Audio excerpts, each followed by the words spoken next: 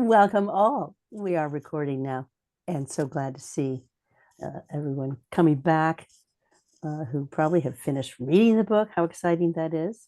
And to say that we have Hillary with us today, and we have Lenny Strobel as well. And I would guess that Morgan is taking care of her baby. And our special guest today is grandmother Ejna Fleury. So we're going to start with the same brief practice that we've done before that I believe enables a sense of safety and embodied presence where you are. And I believe it reassures our amygdala that we are not at risk and calms us and creates a feeling of ease. Then our special guest, grandmother Ejna Fleury, will offer a land earth acknowledgement. Then we will have our small groups, and this time just of 3 for the intros for 6 minutes, our interview time of 30 minutes, and then small groups of 3, the same 3 for 15 minutes. And then a good full 15 minutes of Q&A at the end with a closing and blessing from Ejna. So let's take some breaths and relax in our seats. And with closed eyes, turn your head slowly side to side. Just activating your orienting response. And back to the midline. Open your eyes. Then turn your head left slowly and look and scan everything that you see around you. Back to the midline. And slowly to the right, scanning, seeing what's sharing your space.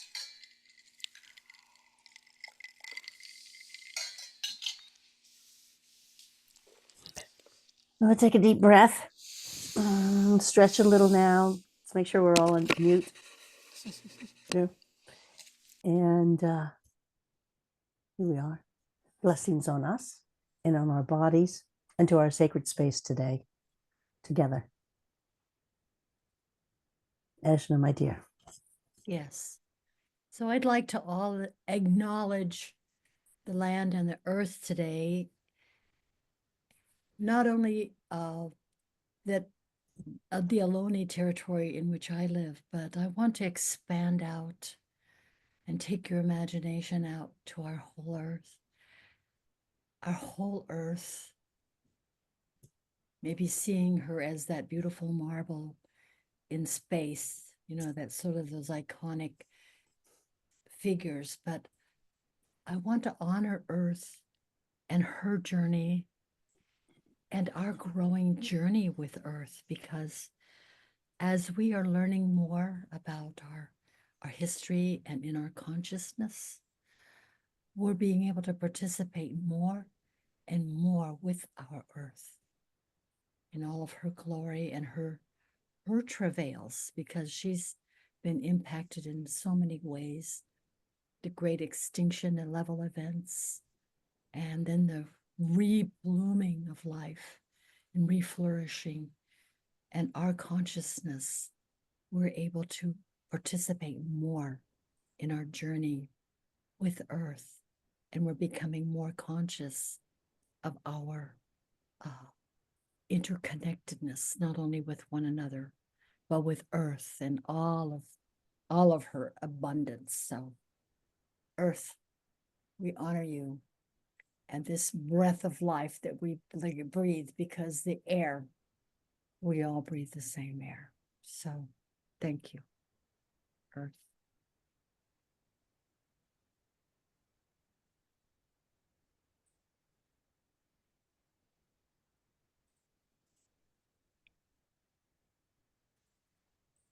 Okay. Once again, Drew, how many? 10? I would say 8. Where am I, Molly? I have to unmute myself. There we go. I would say 8 rooms. There's 28 people, and if we take away the 3 of us, that's 25. So I would go for 8 rooms. Great. Thank you.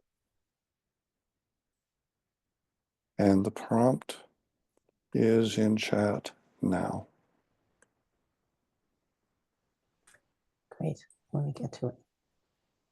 And thank you so much, Ejna, for the offering of your land and earth acknowledgement. And of course, I do want to acknowledge again Drew, who's offering to help me with the techno stuff. Such a caring act and tremendous relief to me. So the small groups are now. And I invite you to introduce yourself with your name and who is the most courageous person you are related to. Who is the most courageous person you are related to? So we'll be breakout groups of 3 this time. And therefore, I've set aside 6 minutes for each person to gauge their comments to be about 2 minutes each as an introduction to yourself using the prompt if you'd like.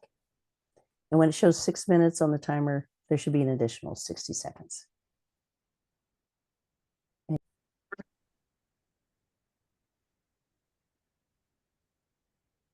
Hello, all. We had to have the prerequisite technology mess up by Molly. And I hope that you all were able to converse and meet and share your brave people, because I heard about 2 very interesting and fascinating relatives of 2 friends. So now we will have our interview. Ejna, are you ready? Yes.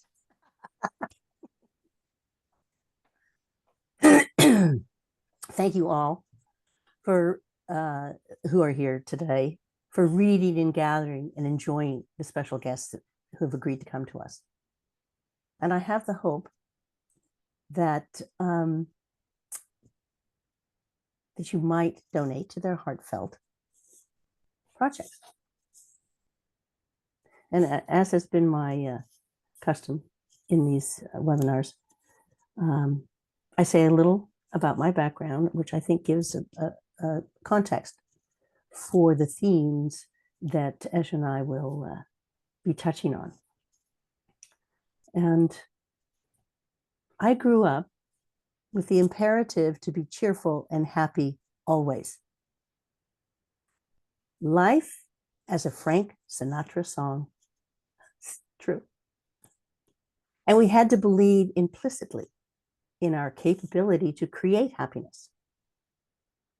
It had a lot to do with our belief about who was the prettiest of all the cousins and who could conjure the correct rules to follow and remember. And mainly, who was on the upswing and showed it.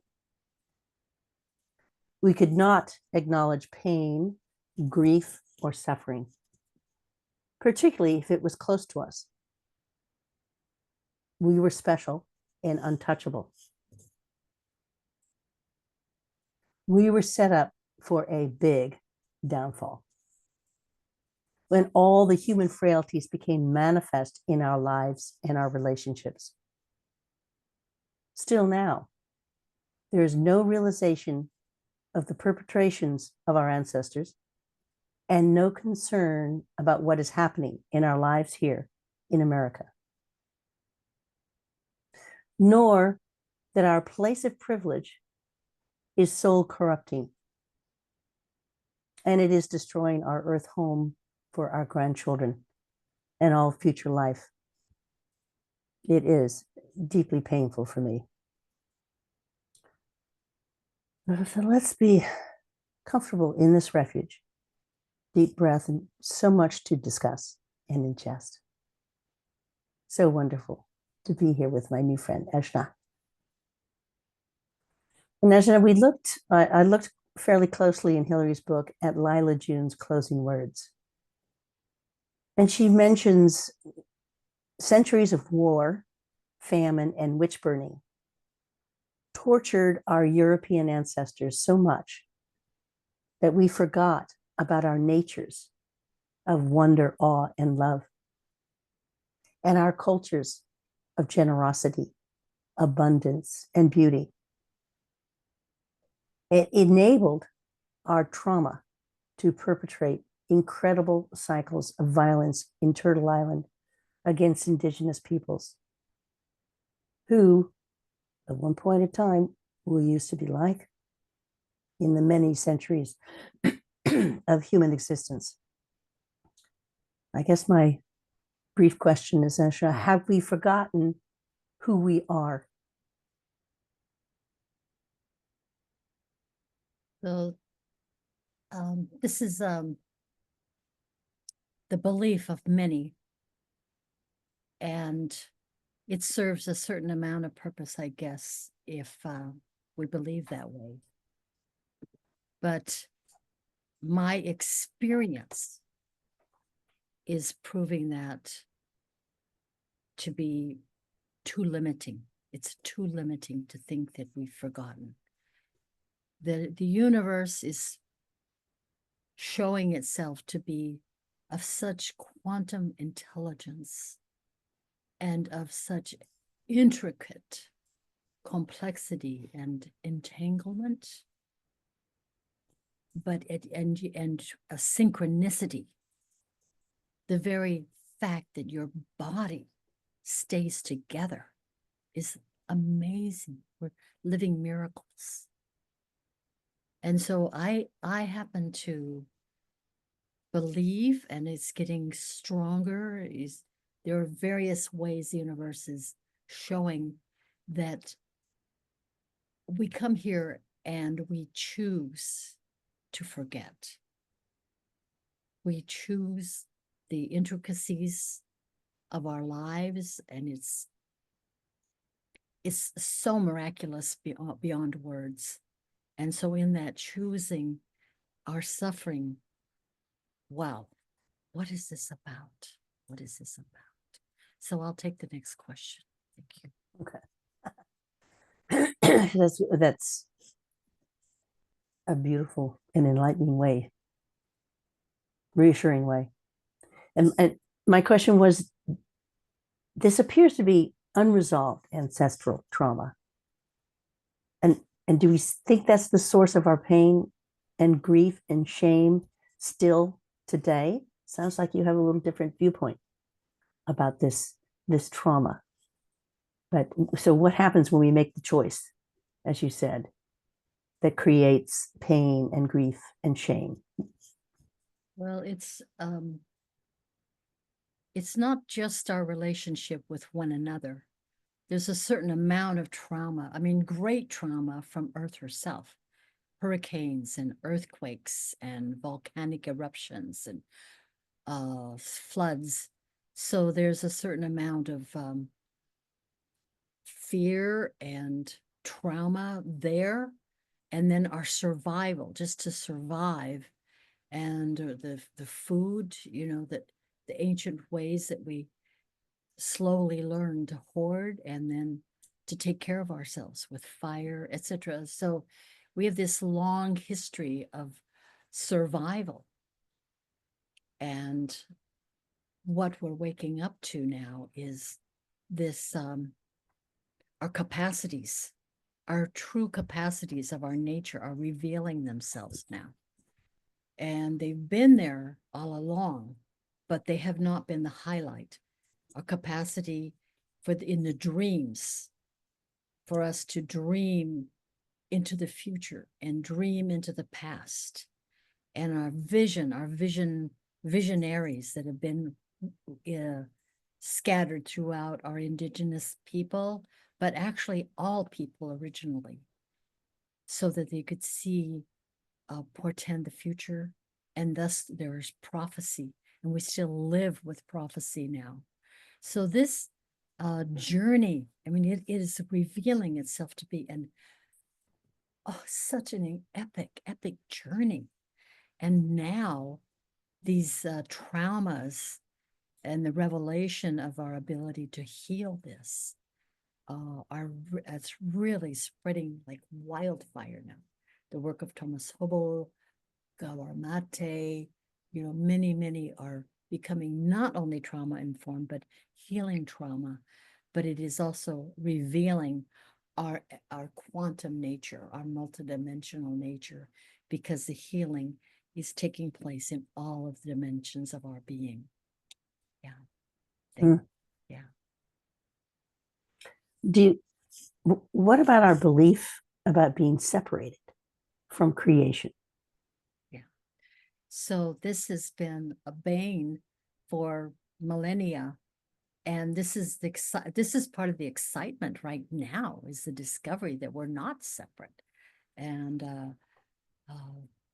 not only just in our capacity to love and feel and hold one another, but in the whole shamanic awakening of so many people, that we're not separate from nature, and that then we're actually not separate from the rocks and the minerals, and our communication, our ability to communicate, not only telepathically and synchronistically and intuitively with ourselves and one another, but we're developing or enhancing our capacity, which has always been here, to communicate with the rocks and the trees, brooks and the seas and the leaves and the trees. So yeah, it's an exciting time to come awakened from being separate, to discover, oh, we're embedded in everything. And Hillary and I talked about the other ways of knowing. It seems to me you're talking about other ways of becoming, other ways of being, because it seems that we're not recognizing this entirely, as you put it forth. And very exciting thought that we are what you're describing. So a little specific here.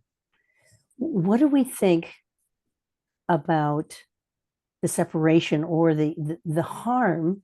Okay, let's get to the realities here. The harms that we have perpetrated on ourselves and on others. Easily, we in here we're talking about colonizer and colonized. Yeah. And Yeah. there is a facing clearly of what has been done and what is being done right now. And so how do we deal with this? And how do we repair our relationship with each other? Because there's some terrible, horrific breakdowns of relationship, even though we are related and made of the same star materials. Help us understand how we're going to grasp this. Well, there are only some of us who are coming out of the denial of this. That we, not only the denial of our own wounding and our own trauma, but that there is still abomination. I mean, huge, horrid abomination taking place on our planet with human trafficking and human enslavement of all ages, organ harvesting going on with this. In Bali, they still steal babies so that they can use the blood. In one of the centers in Amsterdam for where they terrorize children, and then they take the serum from the adrenal gland and they use that for people. So the abomination, and I'm saying this because if we don't name it, then we're not going to be able to heal it. But this is the great shadow that has come from us in not only believing in separation, but as we commit the first, like what has been named sin, and then we start to denigrate ourselves, and then we start to hate ourselves more, and then we believe that we're evil, then that's how we act, and then it potentiates itself.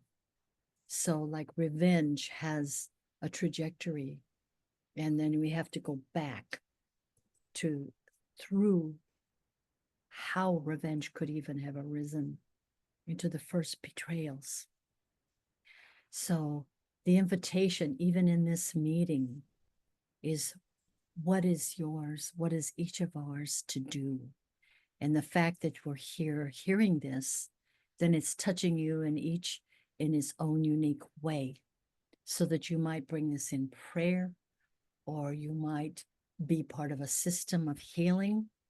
But that as we come out of denial to acknowledge, and my great demand is that we face this, because we have the capacity with a greater love and a greater joy and a greater brilliance to heal and come past these. And because we're really meant to be star makers.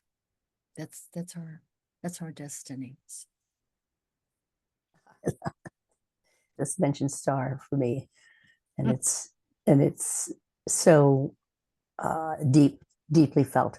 And I'll say, yes, I certainly felt discomfort in your mentioning the details of the horrors that are still perpetrated. Molly, for me to be able to speak of that, Yeah, and then be able to acknowledge that we're star makers right there, it seems like such a dissonance.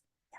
But just that, it's going to touch each of our emotional body, our psyche, our beliefs. It's going to start its own alchemy. So, yeah, thank you. Thank you for that. And it's something to be realized by us. Because I had my question: how do we deal with our discomfort and the collective grief that we seem to be feeling more today? And it sounds like you're saying having a strong belief in ourselves as beloved, as loved, as from the stars, and in totally related and not separated. That work for you?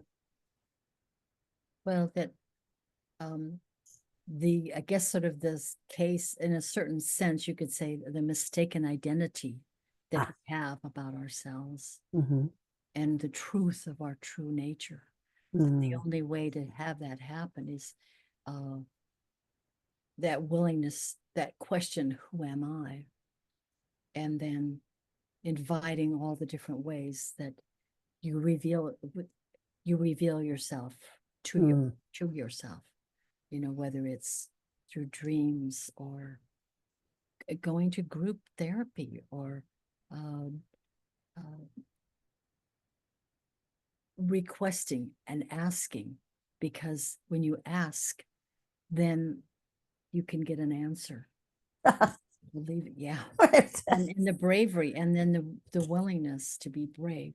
And in ceremonies are a beautiful collective way for the mystery to touch us, but we're supporting one another. Like here, we're supporting one another. This is a beautiful collective right now. And this is like a crucible, or a cauldron, or a basket for us to contemplate, and actually to honor this journey of awakening and a healing, because we do need to face and heal these things.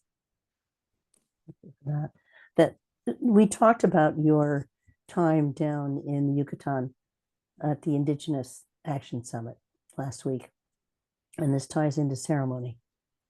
And you told me about the ceremony that the indigenous people there offered, that was making an energetic karmic payment for harms done and purifying the energy. Tell us about this. Yeah. We had a Kogi elder and his son who came into it was the closing ceremony circle. And they had actually been doing this cleansing throughout our gathering. But what they did was come into the center of the circle by the sacred fire. And from the other levels, they were eating cocoa leaves and transmuting the negativity, the energies, and transmuting through their eating, but they were also gathering and focusing these energies into crystals and stones. And then toward the end of the ceremonies, they did explain this action that they'd been assisting the whole circle to maintain a high level of integrity and reverence and respect. But what they're demonstrating is that this is our nature. This is part of our capacity to transmute what we call the negative energies or the destructive energies, the hateful energies. We can transmute those in very many ways, but this is one way. And we do this, we can do this for one another. As we mature spiritually, that's it. What ends up happening, we heal ourselves, and then we start healing one another. And I want to add, let's see how we're doing on time, but We have 15 minutes, we're good. so one man was visiting the Kogi, and he asked the Kogi, "What is your role? What is your job here?" And he said, "Oh, my job is to be with this plate tectonics, and he's in charge of this one tectonic plate on Earth." And when you think about that they have that relationship, it's mirroring us, it's showing us and our human capacities to affect. You know, you hear that saying, it's a Christian saying, if you have the faith of a mustard seed or something like that, you can move a mountain. That's really another iteration of that. So we are just beginning our awakening, but our capacities, what a beautiful demonstration. And this is Shasta behind me. And Shasta introduced me to the volcano, the whole volcanic chain, Mauna Loa, Mauna Kea, and the whole volcanic chain. I was there one morning, and I'm there in love, and then boom, all of a sudden the volcanoes in Hawaii started addressing me. So yes, this is us, this is our legacy, this is our capacity. Yeah, thank you. So you're talking about an intimate relationship with other than humans, more than humans, the life of which we are a part. That's what I'm grasping as an intimate ecology, that our bodies, our minds, our hearts are with and apart and capable. You're saying we're capable of having a relationship with the mountains and the earth and what it's made of. And it's because we're made of the same, we're related from the very beginning. It's so beautiful. I'd love to tell another really sweet story. Yeah. I was driving to work through Modesto, and on my way to work, and I stopped at the red light, and I looked down, and you know, they have the center meridians, and it was all filled with gravel. And I looked down at the gravel, and that gravel, it was loving me, and I was giving me love and energy, this gravel, as I've stopped at this red light on the way to work. And it's like, I mean, just even gravel, you know, you think, how ordinary is gravel, you know, but it's there, like communicating and giving its love and this relationship. And so the light turned green, and I drove on in love with gravel forever. So So, Yeah. you're talking about the wonder and the awe that is our inheritance, Surprise. Yes. The surprise that's always possible. right? But that it's there when we are open and vulnerable Mhm. to seeing it, understanding it, feeling it, being with it. Thank you. Yeah. Oh my gosh. As in, what do you think is the special role for women life givers? Oh, well, right now, the women's uh we bring forth the babies, and I feel like we have a special huge responsibility right now. So one of my callings is for us women to gather together because we have the capacity to actually stop war. We could disarm the armies and bring soldiers home to do other things in life. So we have a very special role with this, the motherhood line of love, the divine feminine, to bring us together and to do this in a loving way. It's not about war, no. It's about being woven and allowing ourselves to be woven together with the assistance of our allies of Earth and of the deep mystery. Yeah. So thank you.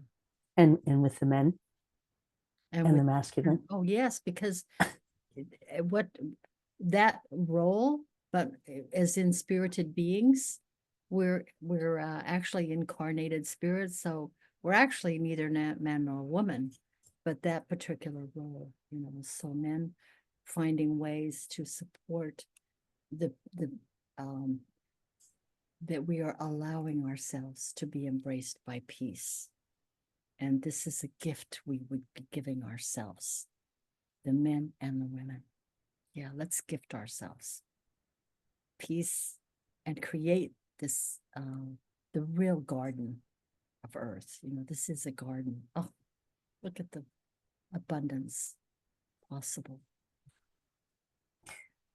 What do you think about courage and having the courage to heal?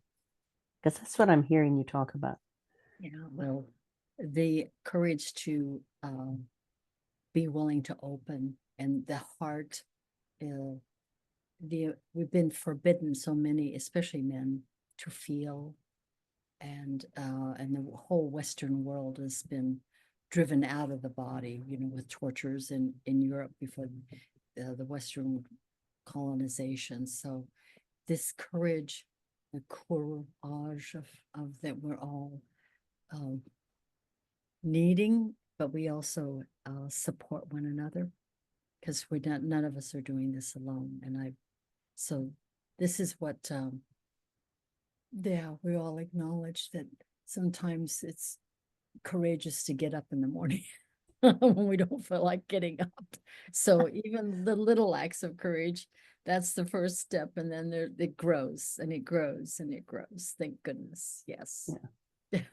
So it seems that the courage is to face the grief and to face our sense that we're unworthy, and that is a false story and a mistaken identity that you're offering Yeah. for us to understand. Yeah. That, and then yeah, this belief, and it's not just a belief, but that feeling. I mean, the horrible feelings that we're not worthy. And it's one of the greatest difficult challenges that we face is the unworthiness, and wading through that, and that courage to start to say, oh, this is not true. This is it actually, and praying for the Circes, the great comforter, grace, all of these things that touch our lives and start to wash it away. Ceremonies, dreams. I used to, when I was in the midst of really feeling it day after day, I'd keep a rose beside my bed. And that rose and its beauty, and I would replace the rose every 3 or 4 days so that it was fresh. Mm. Because I was feeling like a pile of shit, and having to work and feeling like nothing, or feeling and then facing my own hatred toward myself. I mean, it's quite a journey. It's quite a journey, but then it becomes like, wow, this is awesome. I mean, well, yeah. So, but we're here to support one another. We're here to So support I hear you want to encourage us. and courage. And Go courage, in yes. courage together. Mhm. And in courage. So And activate our hearts and our capacities and our self-forgiveness that yeah. we are. Forgiveness is actually a spiritual power. It's one of our powers. Ah, The power of forgiveness, and it's wedded to grace. But when you actually feel the forgiveness, I mean, it absolutely is freeing. It's freeing, very freeing. So yes, a beautiful something that breaking. we need to learn. Oh my gosh. A beautiful breaking open Yes. of hearts. Yes. And of course, we've talked about this, and I quoted Joanna Macy, a broken open heart can contain the world. And so our hearts are the courage, possibly, that we can think and understand that we have a heart that's able to heal and be heart to heart with all other life. Yeah, the love and the heart can embrace and heal everything. So and it's kind of catching, when you feel somebody care and that tenderness, and then it multiplies. But sometimes, I mean, it's very fierce too. I mean, if there's an emergency, wow. I mean, the action is so swift. So there's so many different aspects of courage, and it's exciting to become more and more courageous. And if you're a parent and your child is in danger, oh, it is like powerful, very, very powerful. So, Yeah. So we're, it's wonderful. It's really a wondrous mystery, and the heart, absolutely, the capacity to love is infinite, absolutely infinite. So it embraces the whole world, and it embraces the whole universe. So yeah, and so I pray for that for people as they actually have the experience of the heart blossoming and blossoming, and then into freedom. Yeah, to freedom. So perfectly enlightening and beautiful for us to understand our way together. Yeah, join our hearts together, because we can believe. I don't know if you want to end on time, but do you want to open for questions from we don't have time, I don't think, for oh no, do we go 1.5 hours, don't we? Yes, we do, my dear. Oh my gosh, thank you. There's more freedom. Yeah. So what we're going to do right now actually is have small groups again. Okay, thank you. And allow I was thinking, it's like the time, but leave it up to me, dear. That's one of the gifts. Yes, I've been gifted another. You're just here to share encouragement and heart. Yes. Courage for us. Yes. So we will have 15 minutes of small group and then 15 minutes of question and answer after that. Okay. So I'm sorry about the whatever is happening with the small groups, but I'm gonna just have to recreate the same ones. Can we deal with that? Yes. Okay. Thank you, everyone. I'm just gonna reopen and we'll have hopefully there were 3 or 4 people and it's a 15-minute timer and then 60 seconds of ending. So Molly, I have to go, but I'm very much with you all. Thank you so much. thanks, Liza. Yes. Miss you. Thank you. Ciao, ciao. Okay.